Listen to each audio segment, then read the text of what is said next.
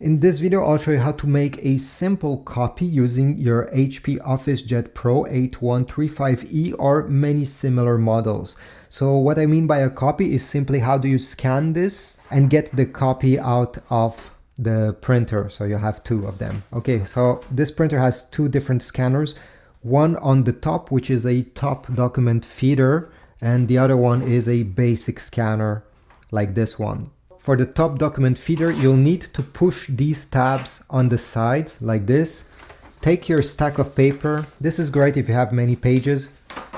Align them and put them facing up with the top part of the page towards the left side. Glide it like this. If you're gonna use the scan glass here,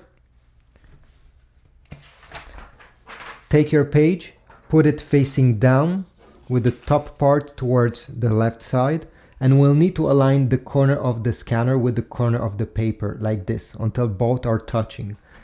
Then close the lid. On the screen here, okay, this is the main menu screen, you're gonna go over here where it says copy, click copy, and then you have document copy or ID card copy. If you have an ID card like a driver license, you absolutely need to put it over here. But yeah, in our case, we put a paper that is now stuck and we put it back. I'll select document copy.